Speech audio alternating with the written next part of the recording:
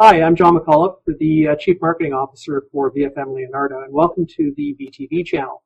We're really excited today to introduce a new format to VTV, a virtual roundtable discussion, where we're going to have the opportunity to talk to a number of subject matter experts and hear their varying opinions on topics that are really important to e-business professionals in the hotel business nowadays.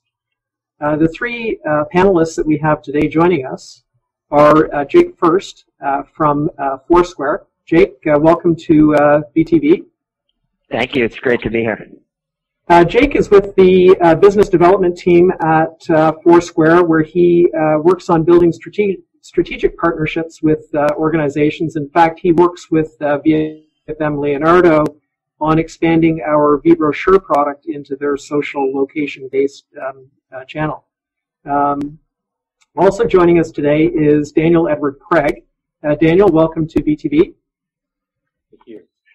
Daniel is a former hotel general manager and author that has turned hospitality consultant as well. In addition to writing novels, he actually travels around the globe consulting with hoteliers on their online marketing strategies, in particular their social media and reputation management. And also joining our panel is someone from the actual hotel business to give their perspective. Lori Fitzgerald is joining us today from High Peaks Resort in Lake Placid, New York. Lori, welcome to VTV. Thanks. Good afternoon. So our topic today is your guests are social, are you? And we're going to solicit from each one of our panelists today different parts of social media so that we can learn a little bit more about how hotels and channels are thinking about social media online today. Certainly, guys, there's been a lot of press and a lot of talk in the media about what I would call channel costs for hotels. In particular, there's a lot of discussion about OTAs and the cost of an OTA as a channel to distribute your hotel inventory. I recently read an article from McKinsey about the fact that their opinion of it was that, in fact, hotels spend too much time thinking about channel costs and not enough time thinking about customer segments and really being able to take a look at their business more from the standpoint of customer segments versus the channels that they distribute it on. And you know, my question for you guys is with social media out there nowadays, is this a channel or is this something else that hoteliers need to fit into their marketing strategies? Dan, do you want to start off and help us with what your view of that is? Sure, John. Well, yeah, I'd say definitely social media is a channel. It's a new channel, and certainly kind of a high maintenance one that can be very time consuming. But what it hasn't proven itself as is a sales channel. More than anything, I think it's becoming a customer service channel where guests are engaging with hotels and travel companies before, during, and after their trips. And so that presents a lot of opportunities as well as challenges. But I think overall, we need to look at social media as a sales channel and evolving toward being a sales channel. And right now is an opportunity to really engage travelers and drive them to point of sale. That's interesting. Lori, as a hotelier, what's your view on social media? How do you use social media in your overall marketing strategy? We really use it as a means to have a conversation with our guests. It is not, to Daniel's point, a sales channel for us right now. There's the ability to book with us through social media, but mostly it's sharing experiences, it's having conversations, it's trying to expand the reach of our brand and the awareness of our brand. So it really just affords us a good means of conversation to have with guests as opposed to necessarily another channel that they use to book. Right. You know, it's interesting, and we'll come to this a little bit further in today's discussion, but we're going to talk a little bit about return on investment or how you measure whether your social media is, quote, working. I was lucky enough to be at Focusrite conference last year, and Paul Brown from Hilton spoke, and he talked about moving the measurement device from point of sale to point of decision. And I'm wondering how that plays into the whole social media world as well. I guess the point being is far too often we think of measuring things based on point of sale or that last action that happened before a sale happened, and there's so much that happens before that. And maybe, the opportunity for social media is thinking of it as something that brings people to the point of decision rather than the point of sale. What are your guys' thoughts on that? Yeah, I mean, I think there's opportunities to touch the traveler at any point in the traveler decision cycle. Definitely the decision, that's the key part. I think we need to acknowledge that social media has added a new dimension to the travel sales process. Now, travelers are looking at location, and they're looking at price, and they're looking at brand. And then the fourth dimension really is they want to know what other travelers are saying about these products before they purchase them. So a big part of that is really on review sites. More and more travelers are checking out review sites for reassurance that they're making the right decision. Jake, as a channel, sorry, Jake, go ahead. Yeah, I was just going to say I definitely agree with Daniel. I think the one unifying thing about everything in social media, right, is that it's all social. So it's all based on the different graphs that you have, whether on different networks, where your friends are, brands you have an affinity for, and that's what makes it so powerful.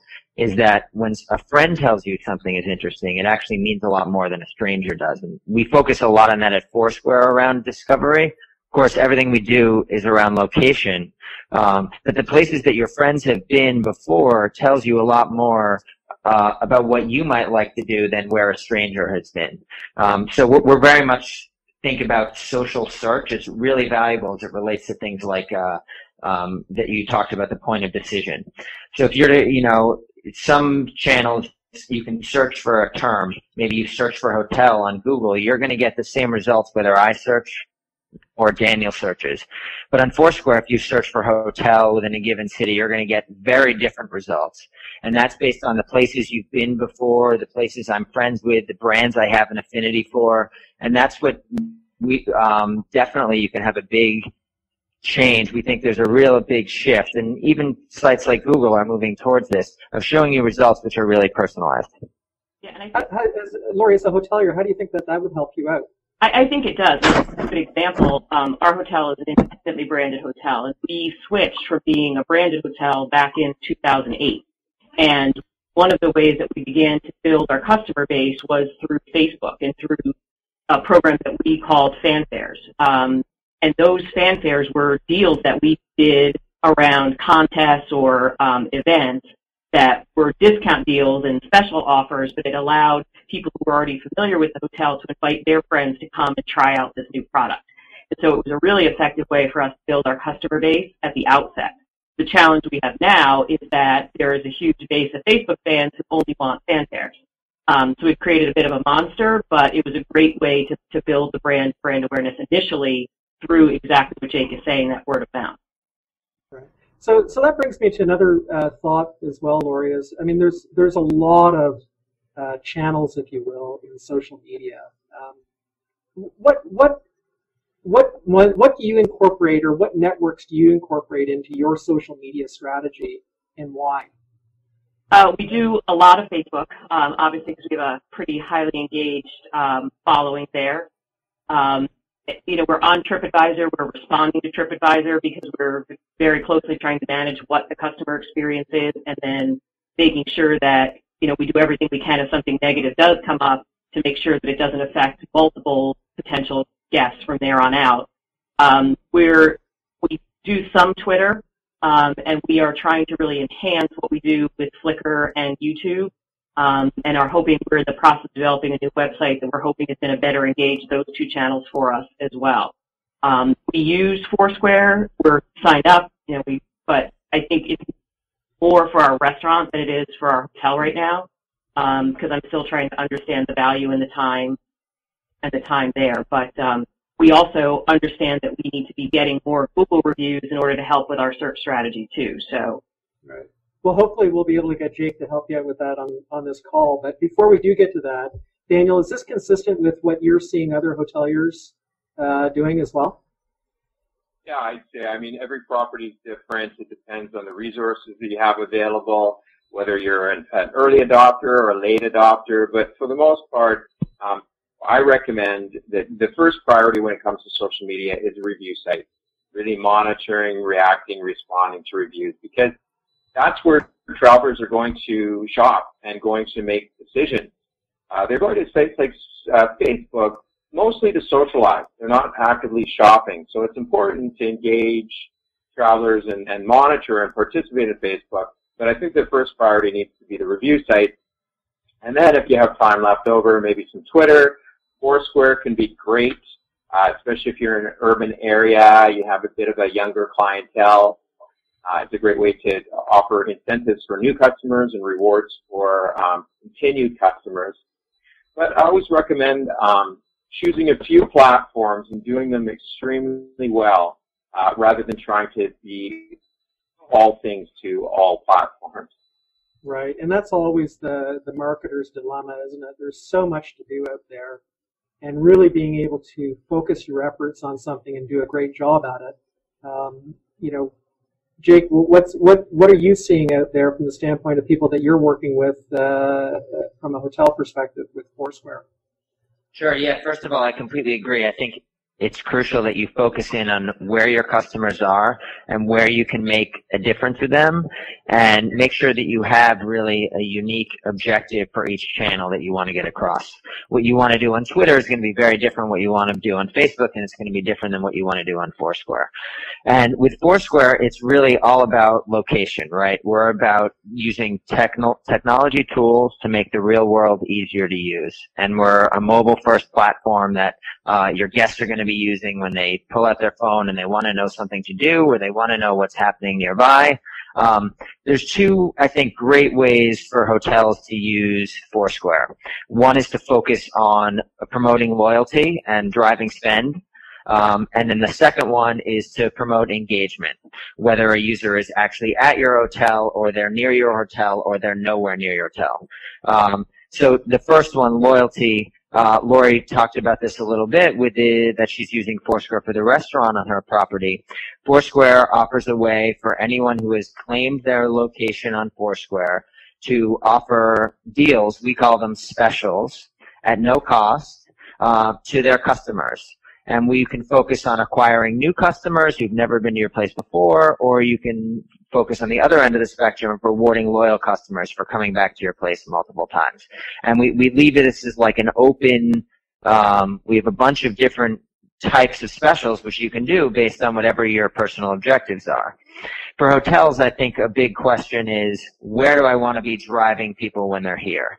So you have everyone at the hotel is checked in overnight, but do you have a restaurant on premise? Do you have a spa? Do you have a bar? And where can you be getting increased share of wallet from your customers outside of just the overnight hotel stay? So we've seen a lot of hotels have success with things like deals at the spa.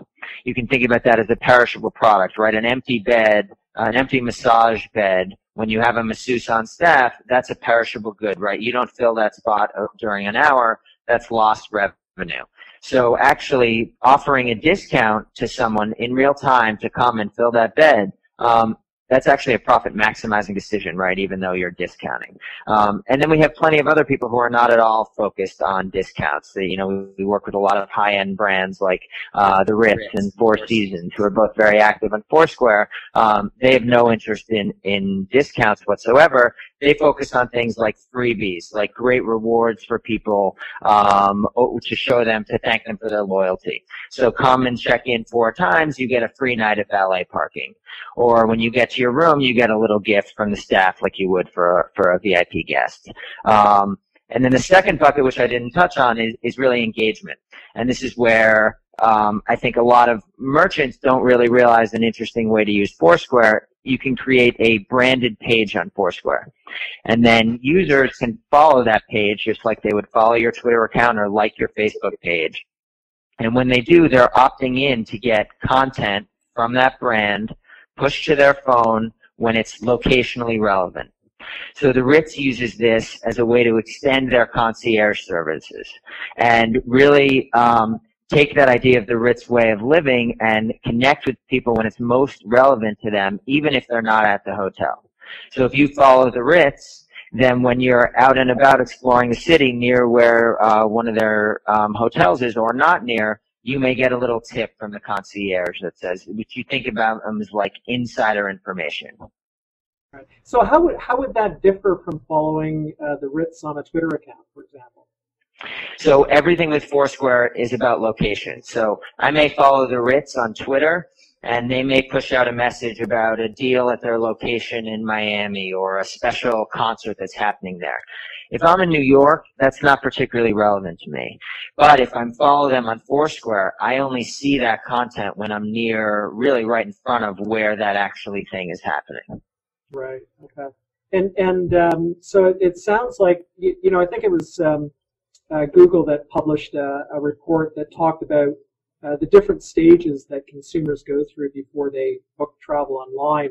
Just to name them, there's the dreaming phase, the planning, the booking, the experiencing, and the sharing. It sounds like Foursquare, in particular, is a good fit in the experiencing area.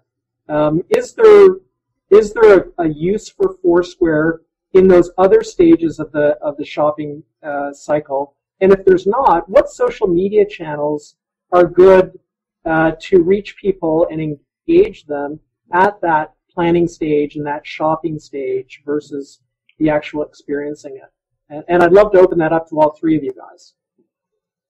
Sure, I can take a first pass real quick. So on the Foursquare side, certainly it's all about experience. It's about location and where you are.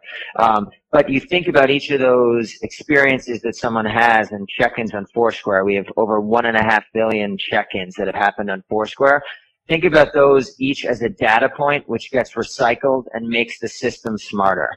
So that has, I think, a big effect on that first stage of planning, where you can go to Foursquare.com and log in and plug into your Foursquare social graph to understand what's the best place for me to stay, what's the right hotel, what's the where should I go, based on all of that 1.5 billion data points that kind of feed the system and customize an answer for you.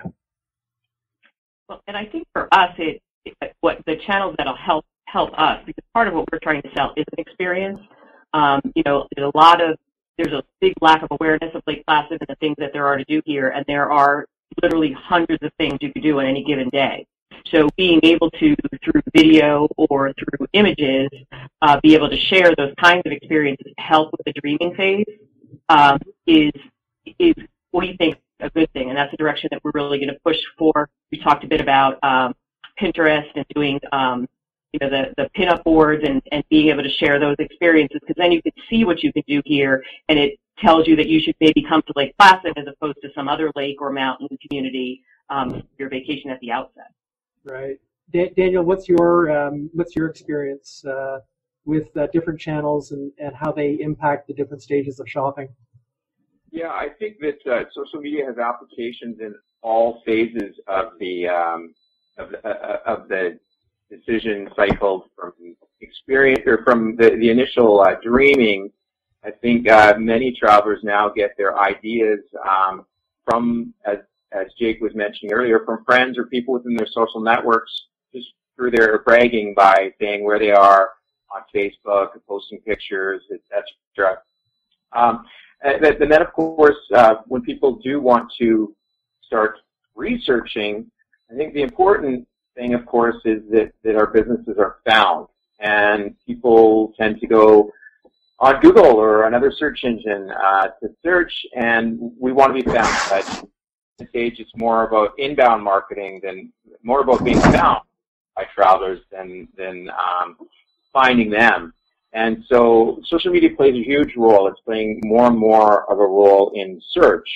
And more of that content is showing up in search. So we're seeing in search, we're seeing ratings of products, we're seeing activities within our social networks. It's all being kind of integrated. So that's the research. Booking, of course, we talked about that earlier. And then sharing, experiencing.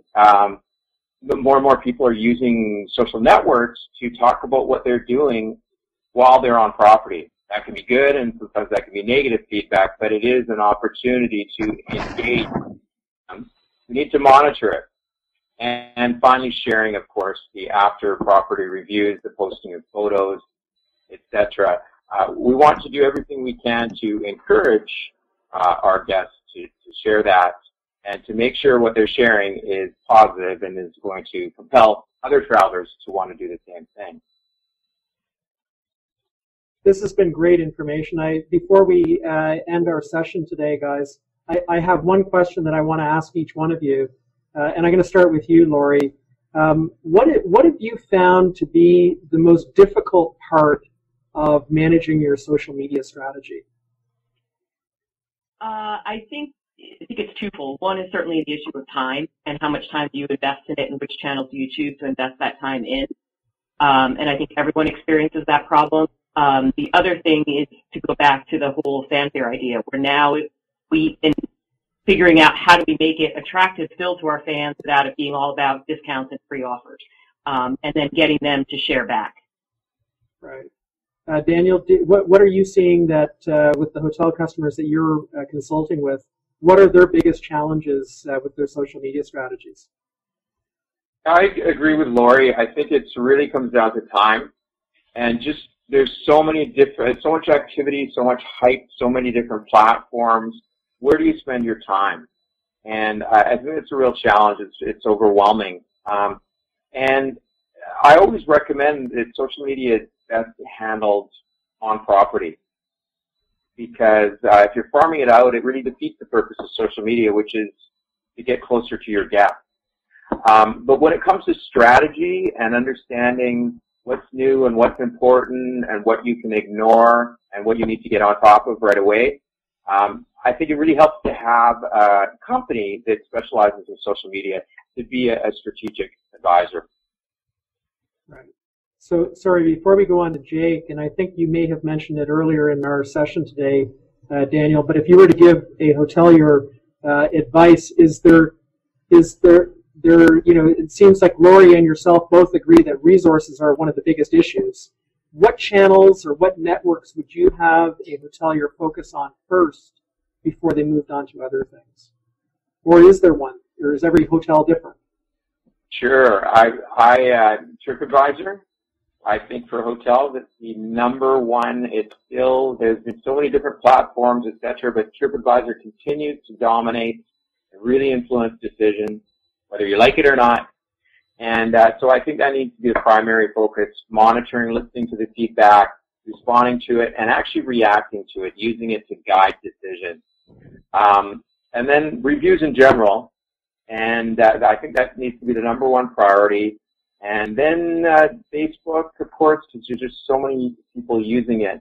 And once you get those two nailed down, it's really a question of deciding which platforms are the best for your property and the amount of resources that you have available. Right. Jake, in your conversations with hotels on a regular basis, what are you seeing as their biggest challenges to executing on their social media plans? Yeah, I would agree, first of all, with Daniel and Lori about time. The other one that I would mention is fear of the unknown. So I think that a lot of people are just afraid to jump in and try it. And social media is an infinitely more forgiving channel than any of the traditional channels which these marketers are used to. A tweet that you push out there is going to disappear in someone's timeline within, an hour at most. And a Foursquare special which you put up at your venue, you can change it immediately. You should not be afraid to get in there and get active and try something. And if it doesn't work, try something else. Most of these things don't cost anything. You're going to get a much better response than you think, and they're really reactive channels. So you're going to be able to adjust and learn as you go and see and optimize as you go. It's going to be almost impossible to optimize from the outset and totally nail it on the first time. But that's you should embrace that instead of being scared of it. Right. That's actually a great insight. I was lucky enough to watch a keynote address by a lady named Janice Steiner. And her point was, nobody's a social media expert at this point in time. You just have to go out there and try things and see if they're actually going to work for you. as a business. Daniel, Jake, and Lori, thank you very much for joining us on VTV today. We really enjoyed you sharing your insights and knowledge with our audience. Sure. Thank you. And to all the viewers out there, be sure to post your comments on this episode of VTV or tweet about it using the hashtag VTV. If you would like us to consider other suggestions for topics in future episodes, please email us at vtv@vfmleonardo.com. Thank you.